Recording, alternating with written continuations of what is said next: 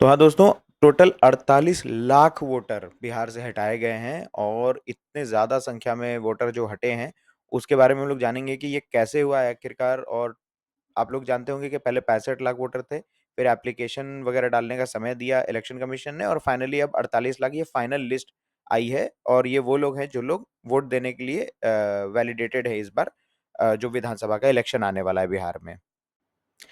तो हाँ दोस्तों, टोटल 48 लाख वोटर बिहार से हटाए गए हैं और इतने ज़्यादा संख्या में वोटर जो हटे हैं, उसके बारे में हम लोग जानेंगे कि ये कैसे हुआ है आखिरकार। और आप लोग जानते होंगे कि पहले 65 लाख वोटर थे, फिर एप्लीकेशन वगैरह डालने का समय दिया इलेक्शन कमीशन ने और फाइनली अब 48 लाख ये फाइनल लिस्ट आई है। और ये वो लोग हैं जो लोग वोट देने के लिए वैलिडेटेड है इस बार, जो विधानसभा का इलेक्शन आने वाला है बिहार में। तो इसको समझने के लिए कि 48 लाख वोटर क्यों हटाए गए, कैसे हटाए गए, उसके पहले हमें ये जानने का ज़रूरत है कि स्पेशल इंटेंसिव रिवीजन होता क्या है? तो ये एक कॉम्प्रिहेंसिव मेथड है, यानी कि ये काफ़ी चीज़ों को इंक्लूड करके ये तरीका यूज़ किया जाता है, जिसमें बेसिकली आप ये मान के चलिए कि क्लीन स्लेट होता है, मतलब ज़ीरो से स्टार्ट किया जाता है और एक तरह का फ्रेश रिवीजन होता है, जिसमें जितने भी इलेक्टोरल रोल है, जो आपका जो लिस्ट होता है, जो हर विधानसभा में निकलता है कि कौन-कौन लोग वोट देने के लिए एलिजिबल हैं, ये उसको बेसिकली ग्राउंड से क्लियर करके एक बार फिर से स्टार्ट किया जाता है। और मैं अभी इसमें बताऊँगा कि और भी तरह के रिविजन्स होते हैं और उनसे ये अलग कैसे हैं। लेकिन फ़िलहाल एक बार समझ लेते हैं कि एसआईआर का प्रोसेस फ्लो होता क्या है बेसिकली। तो सबसे पहले एन्यूमरेशन फ़ेज़ होता है और ये एन्यूमरेशन फ़ेज़ का मतलब होता है कि एक एन्यूमरेशन फ़ॉर्म होता है, जो फ़ॉर्म जो आपके बीएलओ हैं, बीएलए हैं, ये लोग वो फ़ॉर्म लेकर जाते हैं, घर-घर जाते हैं वो लोग और वो फ़ॉर्म भरवाते हैं। बेसिकली वेरीफ़ाई करने के लिए होता है ये फ़ॉर्म कि जो आपका रेसिडेंसी है, ये वहाँ का है कि नहीं। तो वो आधार कार्ड से, पासपोर्ट, बर्थ सर्टिफ़िकेट इन सब चीज़ों से उसको कन्फ़र्म किया जाता है। और इससे पहले कि मैं आगे बढ़ूँ, एक बार मैं समझा दूँ कि बीएलओ और बीएलए होते क्या हैं ये। तो बीएलओ जो होता है वो जिसको बूथ लेवल ऑफ़िसर कहते हैं, वो एक लोकल गवर्नमेंट का एम्प्लॉयी होता है। टीचर हो सकते हैं, पटवारी हो सकते हैं, आंगनवाड़ी वर्कर हो सकते हैं। आपने देखा होगा उन्हें। ज़्यादातर रूरल एरियाज़ में आपको जो है सो ये बहुत क्लियरली अवेलेबल मिल जाते हैं और आप जानते भी हैं कि कौन है ये लोग। और जो बीएलए होता है वो उसको बूथ लेवल एजेंट कहते हैं। तो ये रिप्रेजेंटेटिव होता है जो पॉलिटिकल पार्टी पार्टी खुद अपॉइंट करती है उसको, और वो लोग जो हैं वो बीएलओ के साथ-साथ में चलते हैं वो लोग। और वो लोग ये देखते हैं कि एन्श्योर करते हैं कि पार्टी के इंटरेस्ट में काम हो रहा है कि नहीं, या मतलब प्रोटेक्टेड है कि नहीं, जो वोटर्स हैं वो उनका रजिस्ट्रेशन सही से हो रहा है कि नहीं। वो एक तरह का एक और लेयर डाला जाता है ताकि किसी भी तरह का करप्शन ना हो या किसी भी तरह का वो बीएलओ जो है वो स्किप ना कर जाए किसी को, उसके लिए होता है। और ये हर एक पॉलिटिकल पार्टी अपने-अपने एजेंट्स को साथ में लगाती हैं। उसके बाद फिर वेरिफिकेशन और एनालिसिस होता है। तो जिसमें बेसिकली क्या होता है कि डॉक्यूमेंट जो एक बार जो बीएलओ और बीएलओ ने मिलके कलेक्ट कर लिया या भरवा लिया या जो भी है, तो उसका फिर वेरिफिकेशन होता है। ये देखा जाता है, आइडेंटिफ़ाई करने का कोशिश किया जाता है कि इसमें कहीं डिसीज़्ड वोटर तो नहीं है। ऐसे लोग जो अब दुनिया में है नहीं, लेकिन फिर भी उन्हें वोटर में उनका डाला हुआ है। फिर वो डुप्लिकेट तो नहीं है कहीं, ऐसा तो नहीं कि जैसे मान लीजिए किसी एक ब्लॉक में, मान लीजिए पटना में भी उसका नाम आ रहा है और हाजीपुर में भी नाम आ रहा है उसका, तो फिर वो डुप्लीकेशन नहीं होना चाहिए। माइग्रेंट तो नहीं है, ऐसा तो नहीं कि वो माइग्रेट कर चुका है, वो यहाँ से जा चुका है, वो बिहार में है भी नहीं और फिर भी उसका नाम आ रहा है। या सबसे इम्पोर्टेंट जो है वो नॉन सिटिज़न्स तो नहीं है कहीं। यानी कि जो भारत के निवासी नहीं है, लेकिन फिर भी उन्हें, क्योंकि आप जानते होंगे अच्छी तरह से कि जो लॉ है वो यही कहता है कि नॉन सिटिज़न्स 18 साल से ऊपर होने चाहिए पहली बात, और दूसरे होने चाहिए कि सिटिज़न ऑफ इंडिया होना चाहिए। तो ये सारा चीज़ चेक करने के बाद थर्ड नंबर पे आता है ड्राफ्ट पब्लिकेशन, यानी कि जो इलेक्टोरल रोल है आपका, जो लिस्ट जो मैंने आपको बताया, जो इलेक्शन कमीशन फाइनली एक लिस्ट रिलीज़ करती है और वो एक ड्राफ्ट लिस्ट होता है।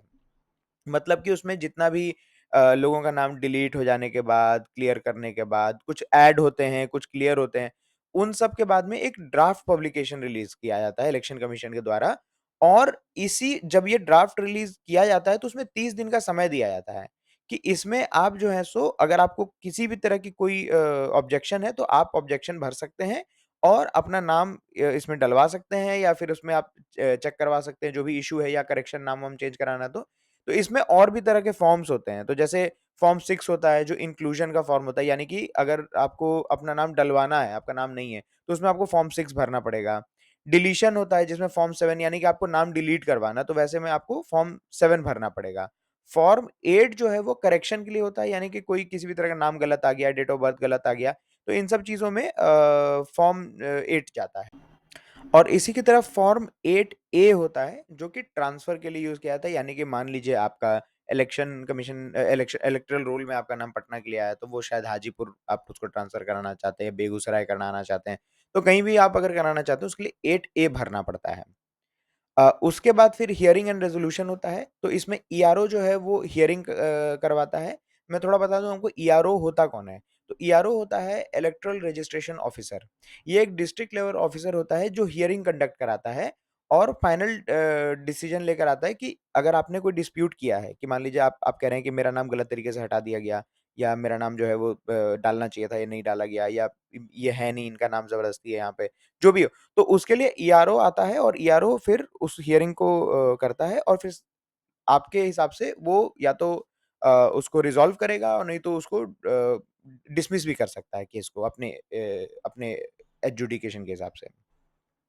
उसके बाद फाइनल पब्लिकेशन होता है, यानी कि जो फाइनल इलेक्टोरल रोल होता है, उसे पब्लिश किया जाता है और उसमें जो भी क्लेम्स वगैरह थे, उनको रिज़ॉल्व करने के बाद एक फाइनल रोल पब्लिश किया जाता है। तो आप अब इसमें अभी का आपको सिनेरियो बता दूँ कि जैसे पहले 65 लाख वाला जो नंबर दिया गया था, वो एक्चुअली ड्राफ्ट पब्लिकेशन था और ड्राफ्ट पब्लिकेशन के बाद आपने ध्यान दिया होगा कि 30 दिन का समय दिया गया और 30 दिन के समय के बाद जो भी सारे एप्लीकेशंस आए, एरर करेक्शंस हुए, सब कुछ होने के बाद फाइनली जो जैसा आप हमारे प्रेज़ेंटेशन में देख सकते हैं 6 नंबर यानी कि फाइनल पब्लिकेशन किया गया और ये जो 48 लाख वाला नंबर है वो फाइनल है और यही लोग हैं जो वोट दे सकते हैं अब।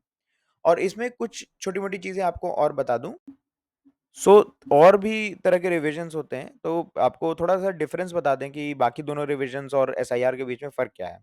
तो एक तो समरी रिवीजन होता है, ये आप लोग बहुत लोग जानते भी होंगे इसके बारे में कि एनुअल अपडेट एनुअली होता है ये, हर साल होता है और ये फ़ोकस होता है सिर्फ़ न्यू वोटर्स पे, यानी कि 18 से प्लस जो लोग हो चुके हैं अ, या कुछ मेबी थोड़ा-मोड़ा चेंजेज़ अगर कोई करना चाहता है या हल्का वेरिफ़िकेशंस होता है, तो बेसिकली उसके लिए होता है ये एनुअली होता है ये कोई ऐसा इसको समरी रिवीजन नाम ही है इसका।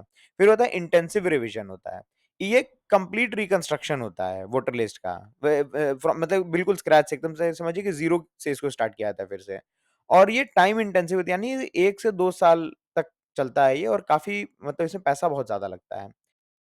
तो उसके बाद फिर आपका ये होता है जो एसआईआर जो अभी चल रहा है जिसको स्पेशल इंटेंसिव रिवीजन कहते हैं और ये एक हाइब्रिड अप्रोच है जो कंबाइन करता है हाइब्रिड अप्रोच मतलब कि दो दो मेथोडोलॉजीज को दो तरीके को मिला के बनता है ये और ये इसमें जो है वो थ्रू वेरिफिकेशन भी होता है एग्जिस्टिंग और जो डेटा अभी है उनके पास उसको भी यूटिलाइज करके किया जाता है यानी कि जो वेरिफिकेशन के बारे में मैंने आपको पहले बताया जो उस वो भी इसमें इन्वॉल्व है और जो अभी का डेटा है हमारे पास वो भी इन्वॉल्व है तो बेसिकली ऐसा नहीं है कि इसको ज़ीरो से स्टार्ट करते हैं या स्क्रैच से स्टार्ट करते हैं। जो डेटा होता है उसको बेस बनाकर उस पे बिल्डअप किया जाता है और ये काफ़ी कॉम्प्रिहेंसिव होता है समरी रिवीजन के कंपैरिज़न में।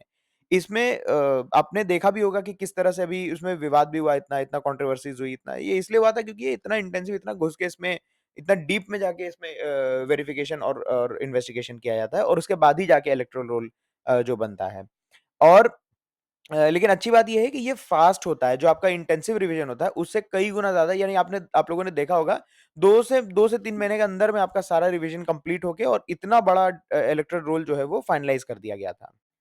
तो बेसिकली क्या एसआईआर ये पहली बार हुआ है या पहले भी होता था? थोड़ा इसको भी आपको क्लियर कर दूँ कि ये ऐसा नहीं है कि एसआईआर पहली बार हुआ था।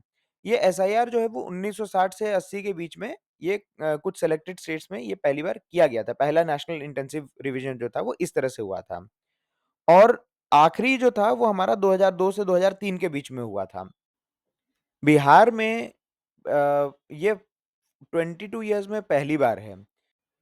तो टाइमलाइन एक बार आपको समझाना ज़रूरी है क्योंकि आपको याद होगा कि मैंने पहले बताया था कि 1 महीना पहले जब पहला ड्राफ्ट आया था तब 65 लाख थे और लोगों को डिलीट किया गया था 65 लाख लोगों को और अब जो है वो 48 लाख हो गए हैं। तो ये आखिरकार हुआ कैसे? ये इतना ज़्यादा डिफ़रेंस कैसे आ गया अचानक से? तो स्टार्ट करते हैं जो पहला आपका एसआईआर जो अनाउंस हुआ था वो 2025 मतलब 24 जून 2025 में हुआ था। उस समय पर 7.89 करोड़ ओरिजिनल वोटर्स थे बिहार में। अ 1 अगस्त 2025 को एक ड्राफ्ट रोल, मैंने आपको पहले समझाया कि वो पहले जो एसआईआर का स्टार्ट होता है, फिर वेरिफिकेशन वगैरह में एक ड्राफ्ट रोल रिलीज़ किया जाता है। तो उसमें वो घट के 7.24 करोड़ हो गए थे, यानी कि 65 लाख डिलीट हुए थे वोटर, जिसमें 22 लाख के आस-पास लोग जो थे वो अब इस दुनिया में नहीं हैं, फिर भी उनका नाम तो उन्हें हटाया गया है, और 36 लाख जो थे वो माइग्रेट कर चुके हैं, मतलब किसी और शहर, किसी और स्टेट में जा चुके हैं वो। और तकरीबन 7 लाख लोग डुप्लिकेटेड थे, मतलब कि उनका एक कंस्टिट्यूएंसी में भी नाम था और दूसरे कंस्टिट्यूएंसी में भी नाम था। तो अगस्त से सितंबर के बीच में जो 1 महीना का मैंने आपको बताया था, 30 दिन का समय दिया जाता है अपना ऑब्जेक्शन फाइल करने के लिए। तो इस समय ऑब्जेक्शन फाइल हुए थे टोटल मिला के 16,93,000 रीइंस्टेटमेंट रिक्वेस्ट आए थे। यानी कि उन्हें अगर गलत तरीके से डिलीट हो गए थे तो उनका रिक्वेस्ट आया था कि मुझे वापस से इलेक्टोरल रोल में डाला जाए। जिसमें से 2,17,000 ऐसा नहीं था कि सिर्फ लोग ऐड हो रहे थे, यानी कि 2,17,000 लोग एडिशनल डिलीशन फाइल हुआ था। यानी कि वो लोग फाइल किए गए थे, उनका नाम जो है वहाँ से डिलीट किया जाए, क्योंकि गलत तरीके से था वहाँ पे। और इसके बाद जो था वो 21,53,000 लाख जो थे लोग जो है फाइनल लिस्ट में ऐड हुए वो। यानी कि जो 65 लाख था उसमें से उतने हटाने के बाद 21,53,000 लोग फाइनल ऐड हुए थे। तो 30 सितंबर को जाके फाइनल रोल रिलीज हुआ, जिसमें 7.42 करोड़ यानी कि 7 करोड़ 42 लाख वोटर जो थे वो मतलब फाइनल लिस्ट में आए थे आपके इलेक्टोरल रोल में, यानी कि 48 लाख टोटल लोग डिलीट हुए। तो आखिरकार ये इतना जो क्लीन और सिंपल प्रोसेस है, इतना कंट्रोवर्शियल क्यों रहा फिर ये? तो इसमें कई चीज़ें थी, जैसे कि जो ऑपोज़िशन पार्टीज़ थे उन्होंने कहा कि इसमें वोट चोरी हो रही है, यानी कि उनके वोटर को पता नहीं कैसे जो इलेक्शन कमीशन है वो आइडेंटिफ़ाई करके और डिलीट कर दे रहा है। फिर इलेक्शन कमीशन ने हालाँकि इसका जवाब दिया कि 99% जो डिलीशंस हुए हैं, यानी डिलीट हुए हैं लोग, वो एकदम सही डिलीशन थे। कुछ 1% का एरर मार्जिन था, क्लेरिकल एरर वगैरह थे, वो ऐसे थे। हालाँकि सुप्रीम कोर्ट ने इलेक्शन कमीशन को कहा कि एपिक नंबर, जो आपका एपिक नंबर होता है, उसके अगेंस्ट में आप जो है वो आधार कार्ड भी अलाउ कर सकते हैं, आधार कार्ड भी आप आइडेंटिटी प्रूफ में आप ले सकते हैं। और ट्रांसपेरेंसी रखने के लिए उन्होंने कहा था कि इसे प्रॉपर तरीके से जितना भी लिस्ट है उसको रिलीज़ किया जाए हर कॉन्स्टिट्यूएंसी में। मीडिया और एनजीओज़ भी इसमें इन्वॉल्व हो गए थे, जिसमें डॉक्यूमेंट का डिमांड जो था और नोटिफ़िकेशन प्रोसीजर्स का कहा कि ट्रांसपेरेंसी उतना नहीं है, और वोटर के अवेयरनेस को भी क्वेश्चन किया था कि उतना वोटर अवेयरेंस अवेयरनेस है नहीं कि वो लोग एप्लीकेशन डाल के और इसे वो लोग चैलेंज कर सकें अगर कुछ गड़बड़ होता है तो।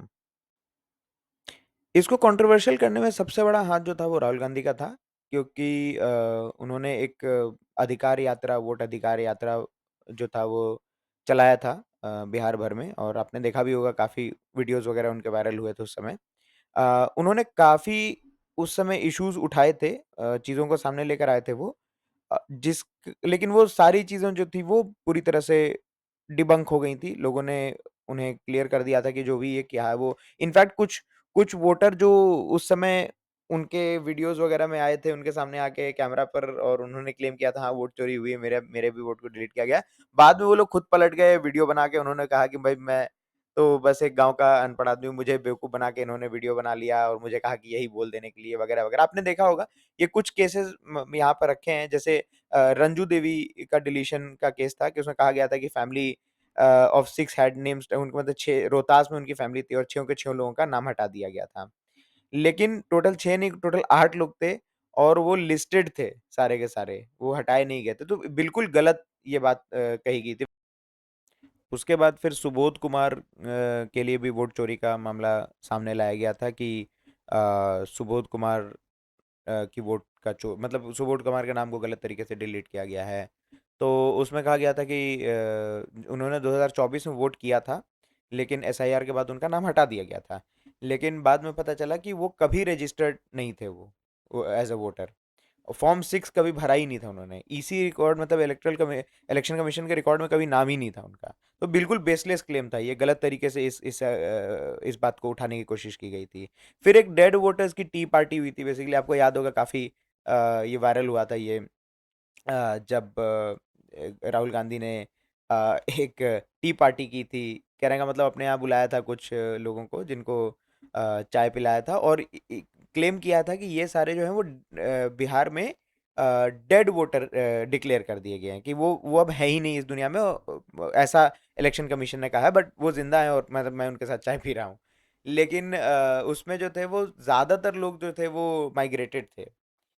और कुछ लोगों का, लेकिन इसमें थोड़ी बहुत सच्चाई थी कि कुछ लोगों का उसमें डेथ का रिकॉर्ड शायद था, मतलब कि डेथ का रिकॉर्ड एरर था उनके डेथ के रिकॉर्ड में। तो एरर को ठीक किया गया है, लेकिन ज्यादातर लोग जो थे वो माइग्रेटेड थे, वो मतलब बिहार में थे भी नहीं वो लोग। फिर आपने क्राउड फुटेज, एक आपको याद होगा एक और वायरल वीडियो था उसमें, सॉरी फोटो था, उसमें दिखाया गया था कि कितने सारे लोग यात्रा में उनके आए हैं। वो बड़ा सा एक क्राउड का फोटो शेयर किया जा रहा था बार बार, दिखाते हुए कि अधिकार वोट अधिकार यात्रा की है। बट वो ऐसा कुछ था नहीं, वो वोट अधिकार यात्रा नहीं थी। और वो एक्चुअली फुटेज था महाराष्ट्र के पालकी फेस्टिवल जो होती है वहाँ पे, उसको दिखा के, उसका फोटो दिखाकर और दिखाया गया था कि कैसे ये लोग जो है वो मतलब कि हम कितने बड़े भीड़ को जुटा लिए और बिहार में कितने लोग हमारे साथ में हैं।